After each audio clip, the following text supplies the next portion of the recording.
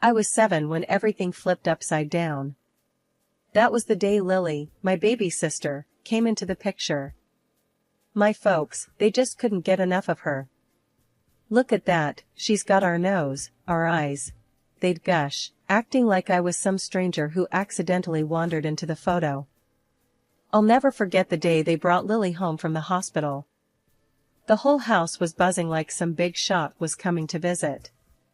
And there I was, smack in the middle of it all, just trying to catch a glimpse of this sister everyone was fussing over. But no, the moment they walked in, it was like I turned invisible. "Nellie, sweetie, why don't you go play outside? Let us have some time with Lily," Mom said, with a kind of gentle shove towards the door. Dad was no better, all googly-eyed over Lily, acting like I wasn't there. As time marched on, it was clear who got the VIP treatment. Lily got the works, the newest toys, clothes that weren't picked out of a clearance bin, and even the better slices of cake. Me? I got the leftovers, the hand-me-downs, and the good-enoughs. School turned into a nightmare. "Hey, Scarecrow," they'd jeer, poking fun at my out-of-date, out-of-style get-up. It stung, you know? I tried, really tried, to tell Mom and Dad how rough it was, hoping maybe, just maybe, they'd see me again.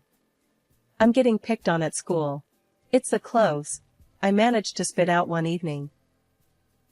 Mom barely glanced up, her hands busy prepping Lily's favorite meal. "Oh, Nellie, you're making mountains out of molehills. Lily's the baby, she needs the best we can give," she said, like that explained everything. Dad wasn't any help either. "You're the big sister, Nellie. You gotta be tough," he'd say, dismissing my feelings like they were nothing. That's how it was. Lily, with her shiny new things, and me, fading more into the background each day. I tried to brush it off, pretend it didn't bother me. But it did. Seeing Lily destroy her brand new toys while I clung to my second-hand ones, it just didn't sit right. Lily was the queen bee of our house, and she knew it too well. Her rule wasn't just about getting the best of everything, it was about making sure I knew my place, which was way below hers, obviously. One afternoon, I came home from school, my spirits a bit higher than usual. I'd actually had a decent day, no one called me names, and I'd aced a math test. But that was about to change. I walked into our room to find Lily with a marker in hand, my math notebook open and scribbled all over. Pages torn, equations smudged into oblivion. "Lily, what the heck are you doing?" I yelled, snatching the notebook from her grasp. She just looked up at me, her eyes wide with faux innocence. "I was just drawing. It looked boring," she retorted, her voice dripping with disdain. "Boring? That was my homework. How am I supposed to turn this in now?" I could feel the anger bubbling up, my brief moment of peace shattered. "Oh, boo-hoo. Just tell the teacher your dog ate it," she sneered, rolling her eyes and hopping off the bed, clearly not done wreaking havoc. Fuming, I gathered the ruined pages, trying to salvage what I could. It was then that Mom walked in, her eyes immediately drawn to the mess. "What happened here?" she asked, her tone already accusing me. "Lily destroyed my math homework with her art," I said, trying to keep my voice steady, despite the injustice burning inside me. Mom turned to Lily, who by now had perfected her me look. "I didn't mean to. I was just playing," she said, the picture of innocence. And just like that, I knew I was the one who'd end up in trouble. "Nellie, can't you see she didn't do it on purpose? You're older, you should understand," Mom chided, her words a slap in the face. The days turned into a never-ending loop of Lily's cruelties. She'd ruin my stuff, play the victim, and I'd get the heat. Clothes, books, even my few cherished items from Grandma, nothing was safe. One day, I caught her red-handed, pouring paint over my school project. "Lily, that's my project. Why?" I shouted, grabbing the paint bottle from her. "It's funny. You should have seen your face," she laughed, her enjoyment of my misery clear as day. "That was it. I'd had enough. "You're such a brat," I yelled, the words out before I could stop them. Her laughter stopped, and she stared at me, shocked that I'd finally retaliated. But then, as predictable as the sunrise, her eyes filled with tears, and she ran out of the room, wailing like I'd struck her. Mom was on us in seconds, her face a mix of concern for Lily and anger towards me. "What did you do to your sister?" she demanded, her hands on her hips. "She ruined my project, and I called her out on it," I protested, knowing it was futile. "Lily's just a child, Nellie. You're the adult here. Apologize to your sister," Mom ordered, her voice leaving no room for arguments. Apologize? For what? Standing up for myself? The unfairness of it all was suffocating. But I knew arguing would only make things worse. So I swallowed the lump in my throat, nodded, and went to find Lily. In the midst of all the chaos at home, I found my escape in books. Grandma had this old bookshelf in her living room, crammed with every story you could imagine. From the first time she showed it to me, I was hooked. It was like stepping into another world, one where I wasn't just the overlooked older sister. "Nellie, try this one," Grandma would say, handing me a thick novel with a worn-out cover. "It'll take you on a grand adventure." I'd sit there, curled up on her couch, diving headfirst into tales of distant lands and daring heroes. For a few hours, I could forget about Lily and the constant comparisons at home. One day, Grandma caught me reading instead of doing my homework. "Nellie, you know you've got responsibilities," she chided, but her eyes twinkled with understanding. "Yeah, I know. But these stories, Grandma, they make me feel different. Like I'm not just me." I tried to explain, struggling to put into words how much those books meant to me. Grandma sat down next to me, her arm wrapping around my shoulders. "Books are special, Nellie. They're friends who never let you down. But remember, the real world is out there too. You've got to find your place in it." Back at home, Lily noticed my growing obsession with reading. "Why do you always have your nose in a book? It's so boring," she'd scoff, her disdain for anything that didn't revolve around her clear as day. "It's better than dealing with you," I'd snap back, immediately regretting letting her get to me. "Whatever, nerd. Enjoy your stupid books," Lily would retort, flouncing off to report my rude behavior to Mom and Dad. Mom didn't get it either. "Nellie, why don't you spend more time with your sister instead of reading all day? You're setting a bad example." How was I setting a bad example? By trying to find some peace? It was like they were speaking a different language, one where logic and understanding were foreign concepts. "Because she doesn't get it, Mom. She doesn't get me. No one here does," I said once, my frustration boiling over. "All this reading's making you moody. Maybe you should take a break," Mom suggested, completely missing the point. A break? From the one thing that made me happy? No way. Those books were my lifeline, transporting me from a home where I felt invisible to places where anything was possible. I wasn't about to give that up. Evenings at Grandma's became my sanctuary. She never judged, never told me I was reading too much or wasting my time. Instead, she'd just smile and pass me another book. "You're a lot like me, Nellie. A dreamer. And that's a good thing." "Thanks, Grandma. It's just hard. At home, I mean," I admitted, the words spilling out before I could stop them. "I know, dear. But remember, the people in those stories you love? They face challenges, they struggle, but they never give up. You've got that same spirit in you." Those books and the time with Grandma, they were like a lifeline for me. But everything took a hit when I turned 17. Grandma passed away. It felt like losing my anchor in a stormy sea. My parents, though, they barely batted an eye. All they saw was an opportunity to dig through her stuff, like vultures circling for a meal. "I can't believe she had all this old junk. What are we even going to do with it?" Mom said, rifling through Grandma's things with a dismissive air. Dad was no better, eyes lighting up at the thought of what could be sold. There's gotta be something valuable here.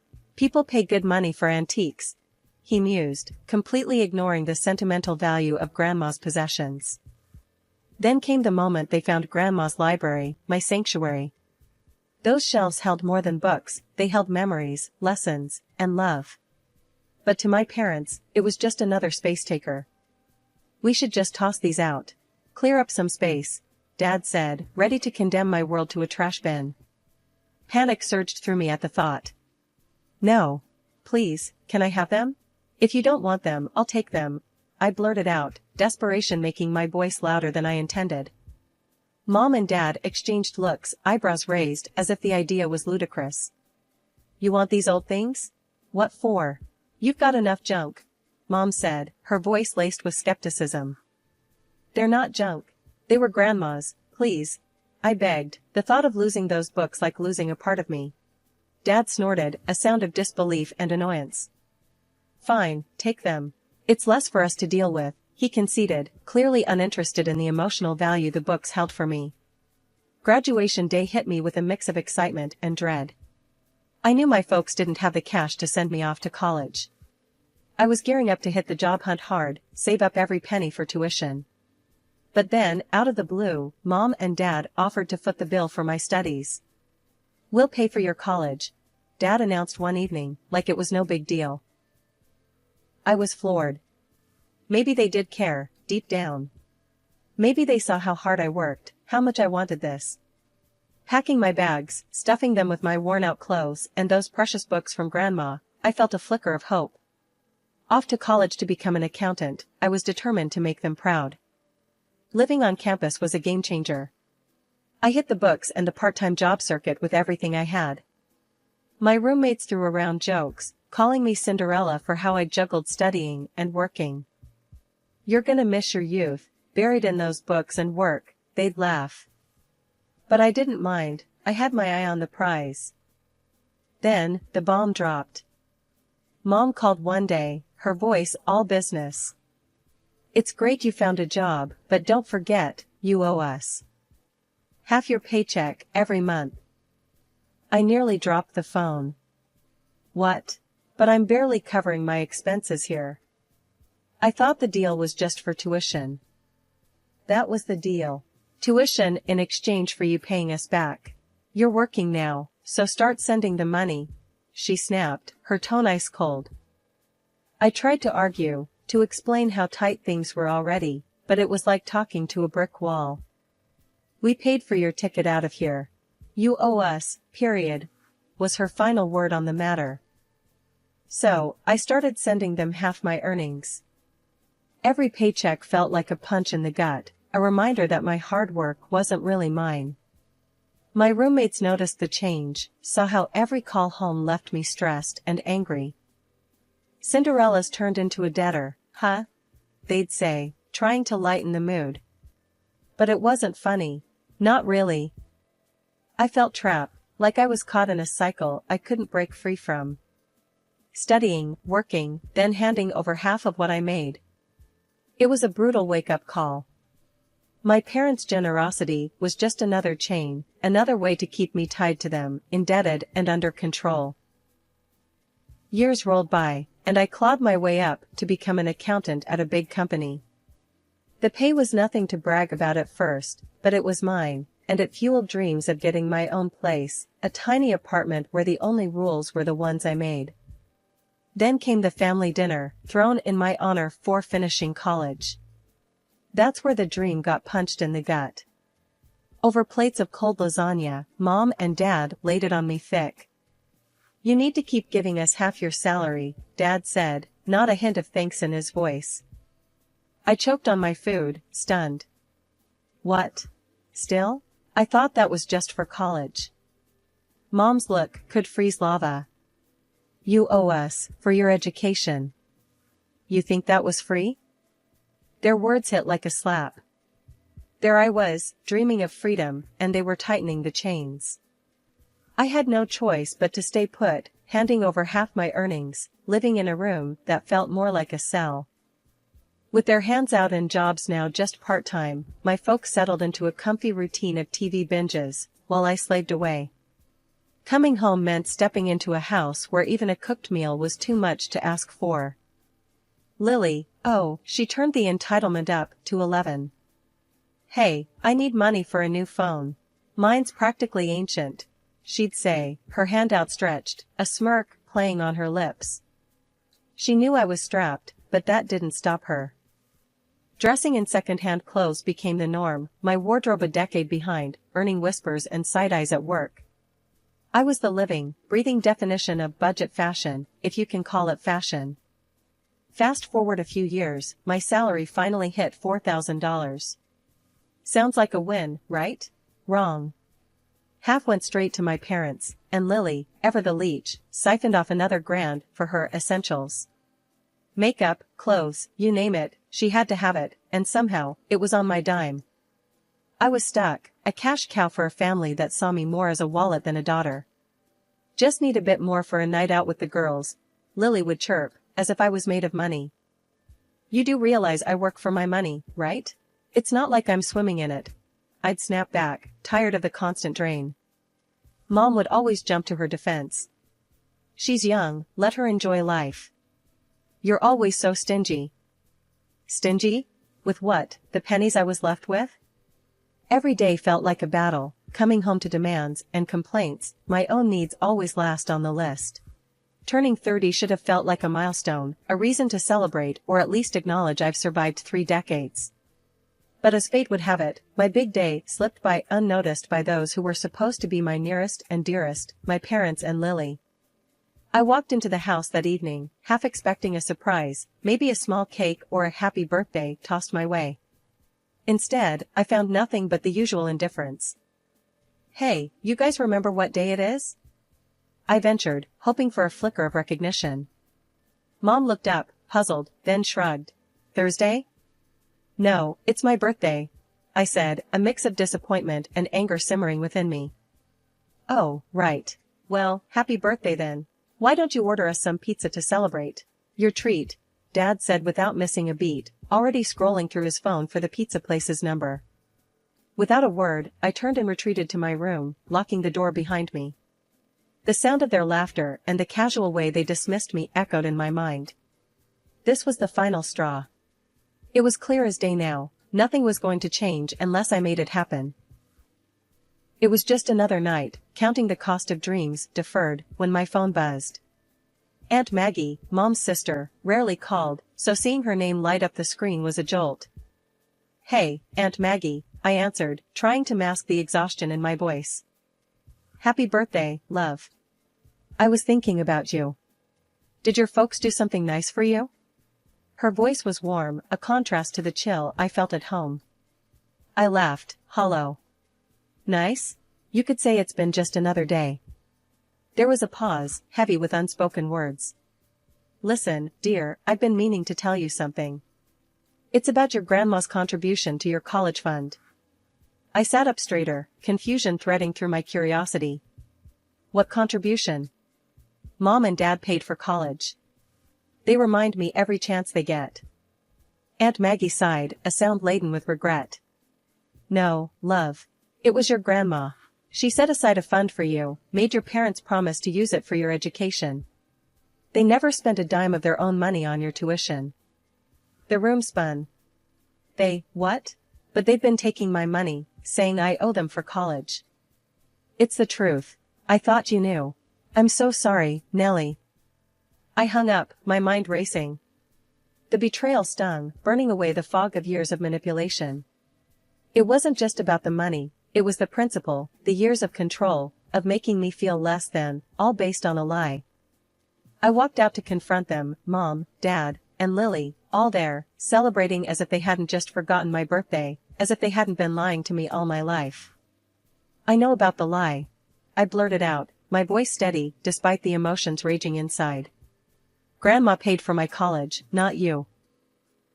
Their laughter cut off abruptly, replaced by a stunned silence, before Mom tried to brush it off. What nonsense. Sit down, let's eat. You're overreacting as usual. Dad, with that smug look of his, chimed in. Yeah, and don't forget to pay for this feast. It's your treat, remember? That's when I dropped the bomb.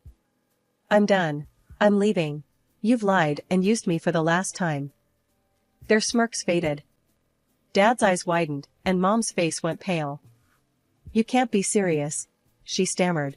After everything we've done for you? I was firm.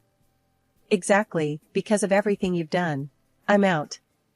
Lily snorted, her usual mocking self. Where will you go? You can barely afford to dress yourself. I ignored her jab. I'll figure it out. I'd rather struggle on my own than continue living like this. Dad finally set his phone down, his expression serious for once. You think you can just walk away from your responsibilities here? My only responsibility is to myself, I countered. I've done enough for this family, more than enough. It's time I start living for me. Mom's face hardened. If you walk out that door, don't think of coming back. Hacking was a blur. I took what mattered most, Grandma's books, a few clothes. Everything else, all the trappings of a life filled with deceit, I left behind. I found a place, small but mine, a little apartment that felt more like home than any house I'd ever lived in. The shock of realizing I could actually afford to live on my own, without scrimping or saving every penny for them, was liberating. For the first time I could breathe, really breathe, without the weight of their expectations and manipulations crushing me. A month went by in a blissful, peaceful haze. Then the calls started. Mom, Dad, even Lily, all suddenly remembering my number, their voices dripping with false sweetness and desperate pleas. We need help, they'd say. We can't make ends meet without your help. I couldn't help but laugh. The audacity, after years of taking and taking, to ask for more. This time I was ready. I blocked their numbers, cutting off the last tie to a past I no longer wanted any part of. Life in my new apartment was like breathing fresh air after being underwater for too long. I filled it with plants, cozy cushions, and, of course, Grandma's books took pride of place on the shelves. My first morning there, I remember making coffee and just sitting on the floor, surrounded by boxes, feeling an overwhelming sense of peace. It wasn't long before I had to dive into work, and that's where I really started to see the changes in me. I wasn't just more confident, I felt empowered, like I could tackle any challenge thrown my way. My colleagues noticed too. Nellie, you've been on fire lately, Jenna, a close colleague, commented as we grabbed lunch one day. I smiled, stirring my coffee. Feels like I've finally woken up, you know? Yeah, I do. It's awesome to see. You're, like, a whole new person. That whole new person vibe wasn't just in my professional life. For the first time I started to invest in myself too. I picked up hobbies that I'd always wanted to try but never had the time or energy for, thanks to my previous family obligations. I started painting, something I hadn't done since I was a kid, and joined a local hiking group. Life felt full, vibrant, and entirely mine. Aunt Maggie became my rock during this time. Her support was unwavering, and she was always just a call away, ready to listen or offer advice. One evening, she invited me over for dinner, something that had become a monthly tradition for us. As we sat down to eat, she broached a subject I hadn't expected. Nellie, I've been thinking. You've done so well for yourself, really turned your life around. How would you feel about inheriting my house?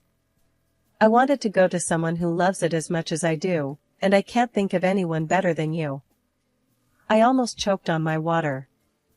Aunt Maggie, that's incredibly generous, but I can't accept that. Why not? She asked, her eyes twinkling. Think of it as a family legacy, passing from one generation to the next. You deserve it, Nellie.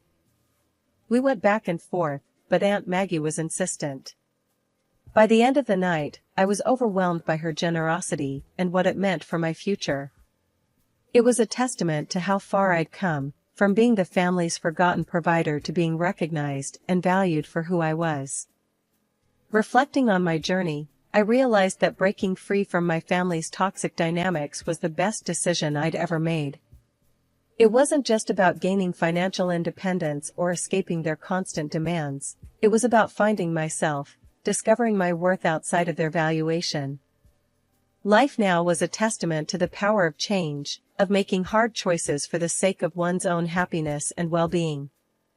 I had learned that sometimes, the family you create is just as important as the one you're born into. And sometimes, to find your true place in the world, you have to be willing to leave behind everything you thought you knew.